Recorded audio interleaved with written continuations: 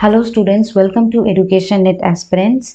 आज की वीडियो में हम लोग कंटिन्यू करेंगे रिसर्च एथिक्स के पार्ट्स को। जो हमने एक पहला पार्ट इसका बना रखा है जिसमें हमने रिसर्च एथिक्स के बारे में समझा है कि रिसर्च एथिक्स किसे कहते हैं, वो क्यों इम्पोर्टेंट होता है, प्लस हमने 2 एग्जाम्पल भी समझा है। तो आप उस वीडियो को जरूर देख लीजिएगा। एंड ये जो है ये रिसर्च एथिक्स का दूसरा पार्ट है जहाँ पे हम रिसर्च एथिक्स के 2 टाइप कैटेगराइज किए हैं। Research ethics related to participants and research ethics related to researcher. तो इस इन दोनों जो ग्रुप हैं, इन दोनों ग्रुप में रिसर्च एथिक्स कहाँ कहाँ पे कंसिडर किया जाना चाहिए, कहाँ कहाँ पे इम्पोर्टेंट रहता है, हम उसको इस वीडियो में समझेंगे। ठीक है, तो चलिए स्टार्ट करते हैं। नंबर 1 पॉइंट जो है research ethics related to participants. ठीक है, पार्टिसिपेंट्स।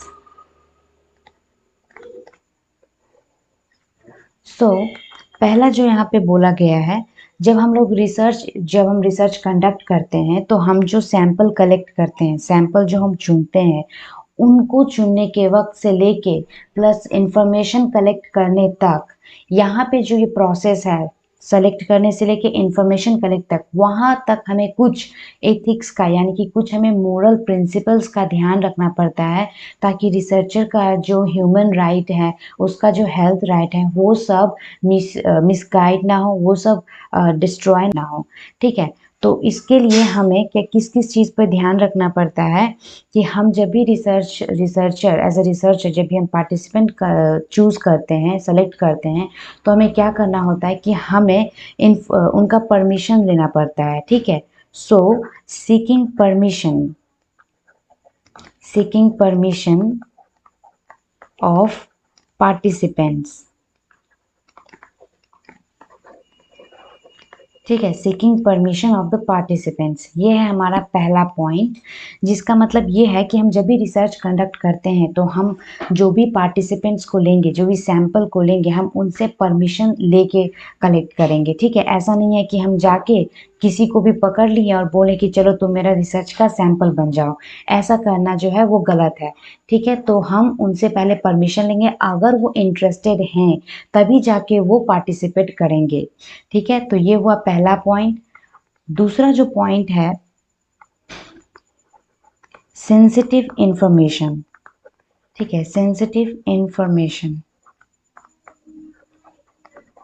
सेंसिटिव इंफॉर्मेशन का मतलब ये है कि हम कोई ऐसा इंफॉर्मेशन उनसे ना लें जो उन्हें हर्ट करता हो। ठीक है, मान लीजिए कि कोई एक पार्टिसिपेंट है, उनको कुछ प्रॉब्लम है, कुछ मेंटल प्रॉब्लम है, और हम उनसे उसी तरह का कुछ क्वेश्चन उनसे पूछें अबाउट डिप्रेशन और एंजाइटी, तो वो उनके लिए सेंसिटिव मैटर हो गया। ठीक है, या फिर मान लीजिए कि कोई एक पार्टिसिपेंट है, उनका कोई रिलेटिव जो है वो किसी एक्सीडेंट में गुजर गया हो, और हम उन्हीं एक्सीडेंट से रिलेटेड कुछ क्वेश्चंस पूछ रहे हैं उनसे। ठीक है, तो ये जो है ये एक सेंसिटिव इंफॉर्मेशन, सेंसिटिव हो गया उनके लिए। तो हम सेंसिटिव इंफॉर्मेशन पूछने से पहले जो पार्टिसिपेंट है उनको क्या करना है, उनको टाइम देना है। ठीक है, टाइम देना है सो दैट वो अपने जो मेंटल जो सेटअप है वो उनको उस तरह से बना लें। ठीक है, अगर वो रिप्लाई देना चाहे तभी जाके वो आंसर दें, और अगर ना देना चाहे तो हम उन्हें फोर्स नहीं कर सकते हैं। ठीक है, तो हमें ये चीज़ को कंसिडर करना पड़ेगा। ठीक है, अब जो है नेक्स्ट पॉइंट आता है इंफॉर्मेशन कॉन्फिडेंशियलिटी। ठीक है, इंफॉर्मेशन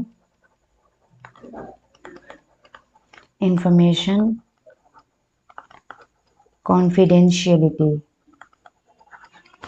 ठीक है, इंफॉर्मेशन कॉन्फिडेंशियलिटी का मतलब ये होता है कि हम जो भी इंफॉर्मेशन कलेक्ट कर रहे हैं सैंपल से, पार्टिसिपेंट से, हम उसे किसी के साथ शेयर नहीं करेंगे। Not sharing of data. ठीक है, नॉट शेयरिंग ऑफ डेटा।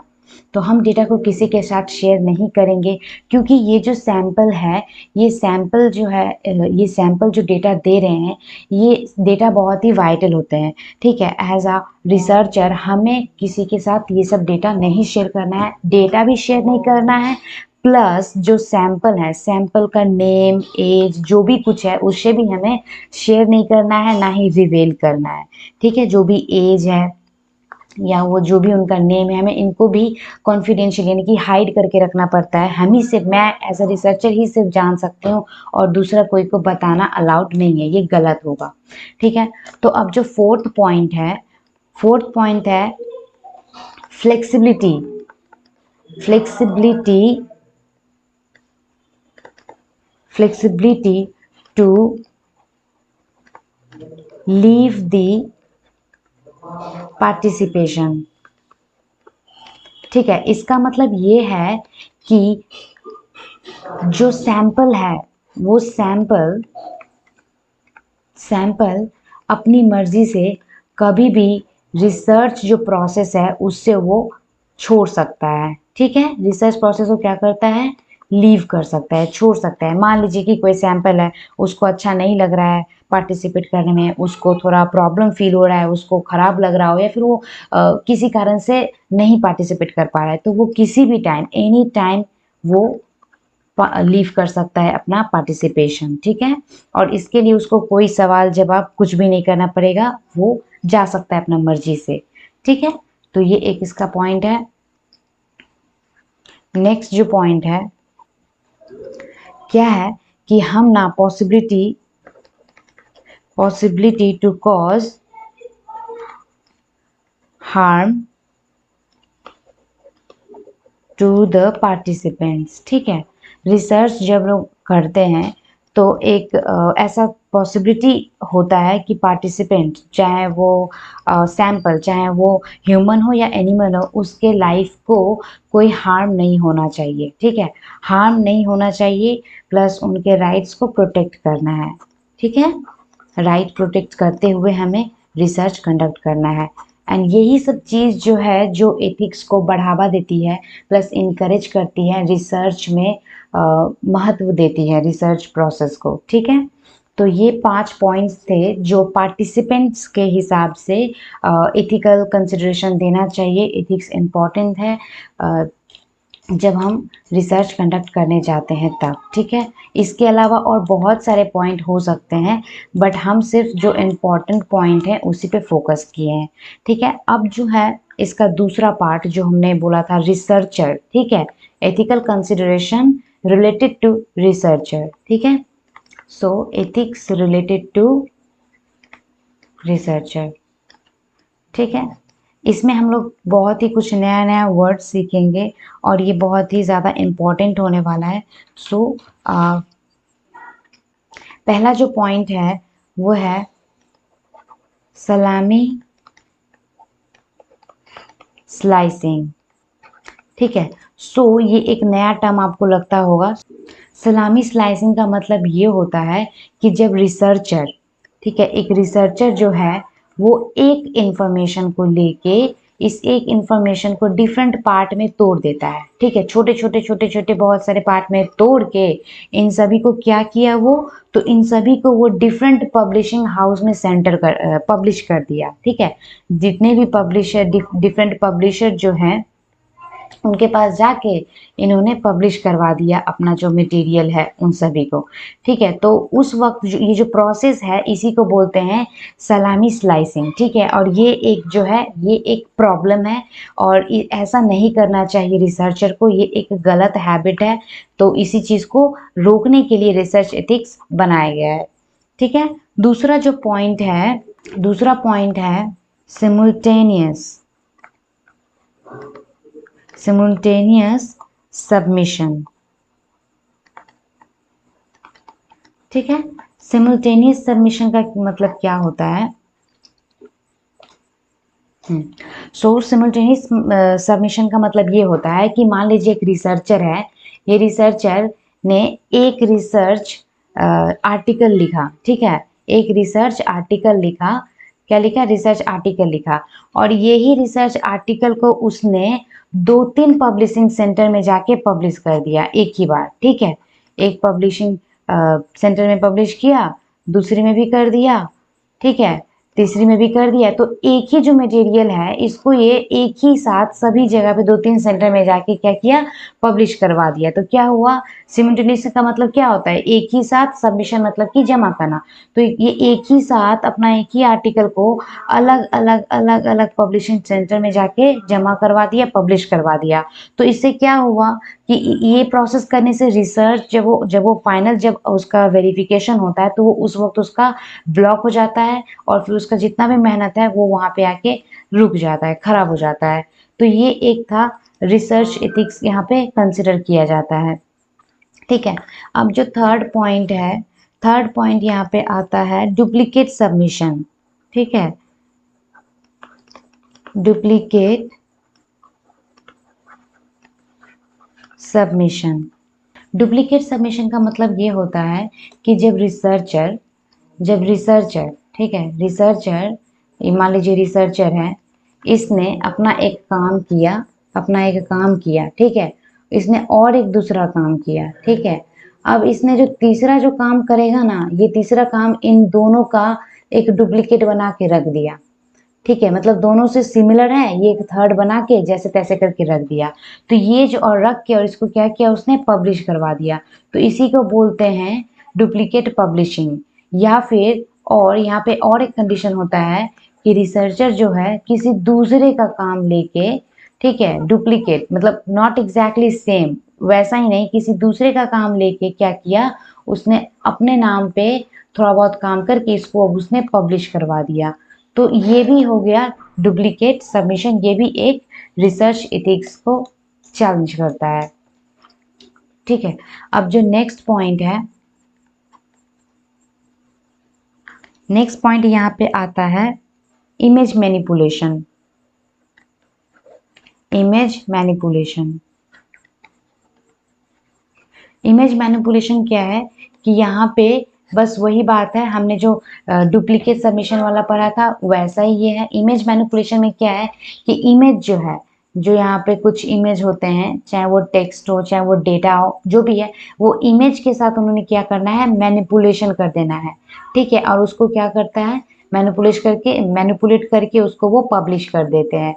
तो ये एक तरह का प्रॉब्लम है, एथिकल प्रॉब्लम है। ठीक है, रिसर्चर को ऐसा नहीं करना चाहिए। ठीक है, बहुत से ऐसे रिसर्चर्स होते हैं जो दूसरों काम को थोड़ा बहुत मैनिपुलेट करके अपना नाम लगा के वो वापस दे देते हैं, पब्लिश करवा देते हैं।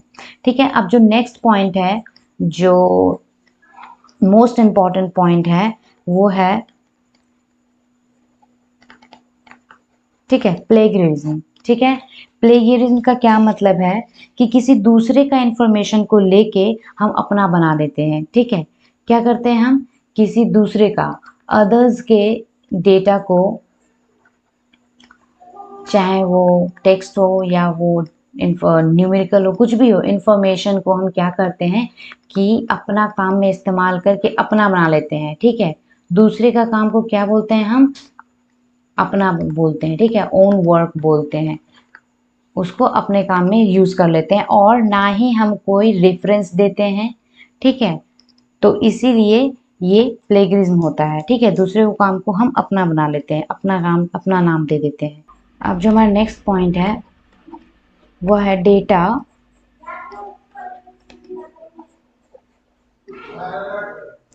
डेटा फैब्रिकुलेशन। ठीक है, डेटा फैब्रिकुलेशन या डेटा फैब्रिकेटिंग, ये दोनों एक ही बात है। इसका मतलब ये होता है कि यहाँ पर जो रिसर्चर है वह अपने मन से, ठीक है, अपने मन से कुछ भी डेटा शो कर देते हैं, कुछ भी डेटा बना देते हैं। ठीक है, यहाँ पे क्या करता है, वो क्रिएट कर देता है, बना देता है, क्रिएट फॉल्स डेटा, एंड उस डेटा पे वो क्या करता है, इन्फ्रेंस करता है, इन्फ्रेंस और assumption about the possible result। ठीक है, सो डेटा फैब्रिकेशन का मतलब ये होता है कि जब रिसर्चर अपने मन से कुछ डेटा बना लेते हैं, बना के और उस पे वो कुछ इन्फ्रेंस कर देते हैं, उन्होंने एक्चुअल में कोई रिसर्च नहीं करना है, सिर्फ डेटा को अपने मन से बना के एंड उस पे उन्होंने पॉसिबल एजम्पशन बना के पॉसिबल रिजल्ट बना देता है। ठीक है, तो ये प्रोसेस को बोलते हैं फैब्रिकुलेशन। ठीक है, फैब्रिकुलेशन या फिर डेटा फैब्रिकुलेटिंग। ठीक है, दोनों एक ही बात है। अब जो नेक्स्ट पॉइंट और जो लास्ट पॉइंट है वह है डेटा फॉल्सिफिकेशन। ठीक है, डेटा फॉल्सिफिकेशन। ठीक है, तो इसका मतलब ये है कि यहाँ पर जो रिसर्चर है वो क्या करता है कि उन्होंने जो डेटा लिया है, ठीक है, जो डेटा कलेक्ट किया है, डेटा कलेक्टेड, जो डेटा उन्होंने कलेक्ट किया है, उस डेटा में उन्होंने क्या करना है कि उस डेटा में उन्होंने मैनिपुलेशन कर देना है। ठीक है, मैनिपुलेशन, मैनिपुलेशन करके कुछ चेंजेस कर देना है। ठीक है, चेंजेस कर देना है ताकि पॉसिबल जो रिजल्ट है वो आ जाए। मतलब कि मान लीजिए कि रिसर्चर जो प्रॉब्लम पहले उन्होंने रखा था, जो उन्होंने हाइपोथेसिस बिल्ड किया था, और वो हाइपोथेसिस जो है उनका रिजल्ट जो है वो उल्टा आ जा रहा है। ठीक है, तो कोई कोई ऐसे होते हैं जो चाहते हैं कि उन्होंने जो हाइपोथेसिस सेट किया था वैसा ही उनका रिजल्ट भी आ जाए। तो जब वैसा ना आए, नहीं आता है, या फिर मान लीजिए कि डेटा इनकम्प्लीट है एंड इनएप्रोप्रिएट है, कुछ गलत इन्फॉर्मेशन आ गया या कुछ इनकम्प्लीट है, तो वो क्या करते हैं अपने मन से कुछ डेटा वहाँ पे पुट कर देते हैं और फिर उसके बेसिस पे उन्होंने आंसर निकाल देते हैं। ठीक है, रिजल्ट ला देते हैं। तो ये जो हो गया वो हो गया फॉल्सिफिकेशन, यानी कि फॉल्स डेटा को उन्होंने पुट करके मैनिपुलेट करके डाल दिया है। ठीक है, यहाँ पे बिल्कुल भी कंफ्यूज नहीं होना है। फैब्रिकुलेशन का मतलब होता है कि आपने कोई इंफॉर्मेशन कलेक्ट किया है या नहीं, नहीं पता। रिसर्चर ने, मान लीजिए रिसर्चर ने कोई डेटा कलेक्ट ही नहीं किया, उसने खुद से ही अपना डेटा क्रिएट कर दिया। ठीक है, ये याद रखना है, क्रिएट करना। ठीक है, उसने खुद से ही अपना डेटा क्रिएट कर दिया। डेटा क्रिएट करके अपने हिसाब से उन्होंने पॉसिबल अजम्पशन बना के आंसर निकाल देना, रिजल्ट निकाल दिया। ठीक है, तो यहाँ पे क्या किया उन्होंने, डेटा को ही क्रिएट कर दिया। ठीक है, और फॉल्सिफिकेशन में क्या है, डेटा तो उन्होंने कलेक्ट किया, कलेक्टेड डेटा को उन्होंने क्या किया, मैनिपुलेट कर दिया। ठीक है, यहाँ पे ये आपको डिफरेंसेस समझना होगा। ऊपर में क्रिएट किया, नीचे में क्रिएट किया हुआ, कलेक्ट किया हुआ डेटा को मैनिपुलेट कर दिया। ठीक है, यही बस डिफरेंसेस हैं। और ये जो है प्लेगरिज्म, प्लेगरिज्म का मतलब है कि दूसरों का डेटा लेके अपना काम में लगा देते हैं और उसको उनका रेफरेंस नहीं देते हैं। ठीक है, तो चुरा लेना जो होता है ना, वही चीज। ठीक है, तो ये कुछ पॉइंट्स थे रिसर्च एथिक्स के, जो पार्टिसिपेंट्स प्लस रिसर्चर दोनों के सेपरेट सेपरेट कुछ पॉइंट हम लोग डिस्कस किया यहाँ पे। आई होप आपको ये समझ में आ गया होगा। ये हमारा था second part of research ethics. पहला पार्ट का लिंक जो है डिस्क्रिप्शन बॉक्स में दिया हुआ है, आप देख लीजिएगा। और इसके हम और भी आगे डिस्कस करेंगे कि हम किस तरह से क्या क्या इंपॉर्टेंट मेजर्स ले सकते हैं ताकि हम रिसर्च को और भी ज़्यादा एथिकल बना सके। ठीक है, प्लस हमें कोड ऑफ कंडक्ट, ठीक है, कोड ऑफ कंडक्ट जो डायरेक्टली रिलेटेड है रिसर्च एथिक्स से, उनको हम डिस्कस करेंगे आगे आने वाले वीडियो में। तो चैनल को सब्सक्राइब करके बेल आइकन हिट कर दीजिएगा और वीडियो को लाइक करके ज़्यादा से ज़्यादा शेयर कीजिएगा। Thank you so much for watching the video.